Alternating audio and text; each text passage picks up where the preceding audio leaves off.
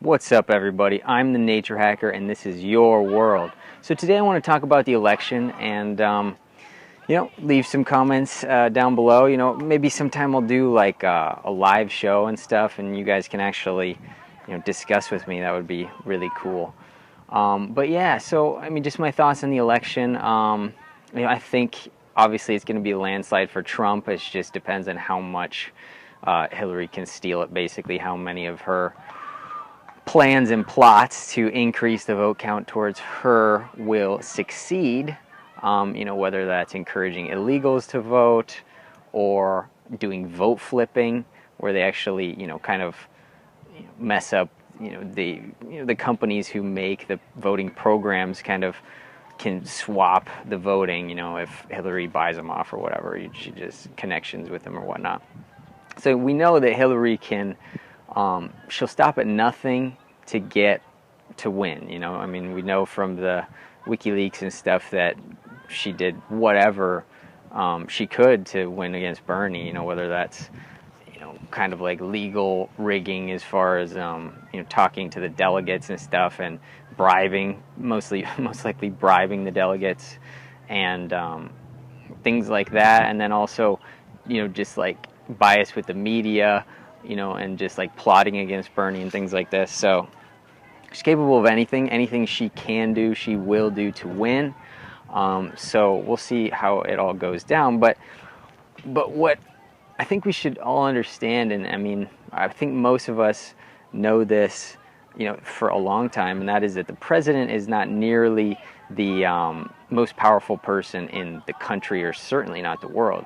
But what's happening is they're pretty low down on the totem pole, even like the president and things like that. They're kind of like low-level leaders and stuff. But the people with the real power are the mega corporations, the bankers, these types of heads of things.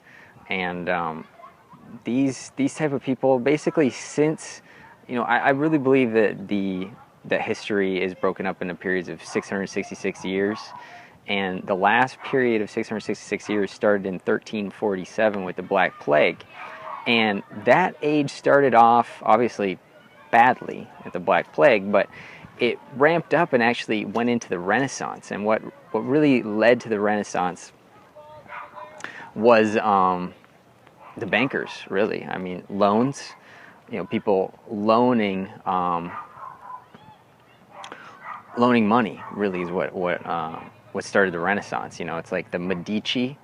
If you Google Medici, basically they were the people who started the Renaissance, and they bankrolled the Renaissance, really. So that was the beginning of the age of the bankers. That's when the bankers started gaining a lot of power. And by the time Napoleon came into power and stuff, the bankers were funding wars. So the bankers were beyond super governmental. They're above governments, okay? And they lend money to governments, okay? And you might have heard the saying that the borrower is servant to the lender. I mean, just look at America. We're $20 trillion in debt. Who are we in debt to exactly? Most people would say China. I mean, we're only like $3 trillion in debt to China. Where's the other 17 trillion? What the truth is that we are in debt to the global central bankers. And that's who owns the debt of the entire world. Every country's in debt. So who are we all in debt to? Those are the global central bankers. If you look at a YouTube channel called the X22 Report or the Money GPS, they talk about the global central banking. And especially X22 says that, look, we're not going to really achieve real change in the world, in America, whatever, without changing the global central bankers. Not just changing them, basically getting them out of power. Basically, the only way to do that is basically to stop using the banking system. But that's kind of besides the point. But the point is that since, for the last 660, probably 9 years or whatever now, the bankers have been in charge. They have been the ones who instigate wars, who fund wars. They're the ones who decide, the things that they want.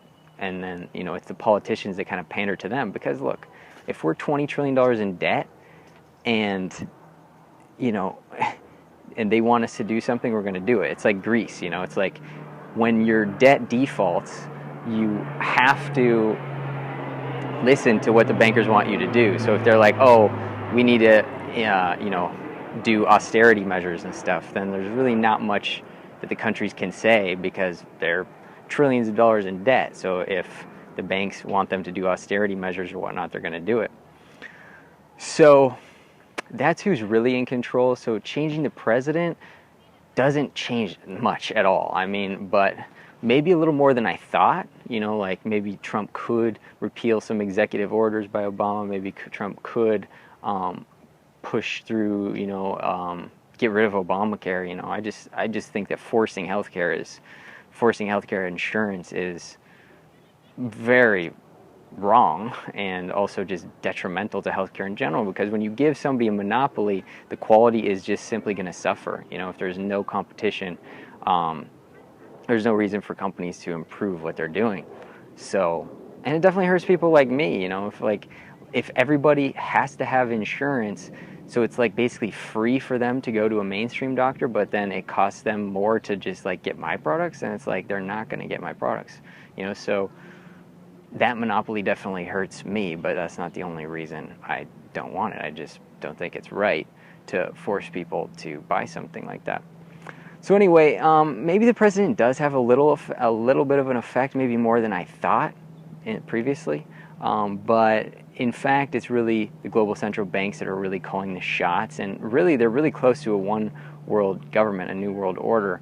So hopefully that doesn't happen. Hopefully that crashes, you know, things like the Brexit, countries pulling out of it, but really it doesn't seem like it's going to happen because every country is so much in debt, and literally they would have to go back to the Stone Age to want to pull out of the system. It's just like us. It's like very hard for us here in America to live without having a mainstream job. It's very difficult to do. It's the same with a country living outside of the global central banker order. So it's just very difficult to do. Hopefully it happens, but I don't think it will until something major happens. So probably something like, God forbid, World War III. Hopefully it doesn't happen, but it may just come to that before we can actually wake up and get out of this global central banker system. But I do think it's on the verge of happening. There's definitely like a great awakening happening in the world of people like, you know what, maybe the system really doesn't have my best interests at heart. Maybe it really is all out for itself and the major corporations and the huge ultra-rich trillionaires who are profiting off the system. So that's the first step, is for people to wake up and for people to want to change before the change actually happens. So we'll see, hopefully. And like I said, it's already 2013 was the end of that 666-year cycle. So the new cycle, it's going to be similar to the old one, where there might be a catastrophe that starts it off, like similar to the Black Plague of 1347, but after that there will be a time of Renaissance, and I believe that this time of Renaissance will be even greater than the last Renaissance, of absolute amazing life for everybody. So anyway, thanks for watching. That's my view on the election and this time in history. So please check out my other videos. Please subscribe if you aren't already, and have a good day. I am the Nature Hacker. Go do work.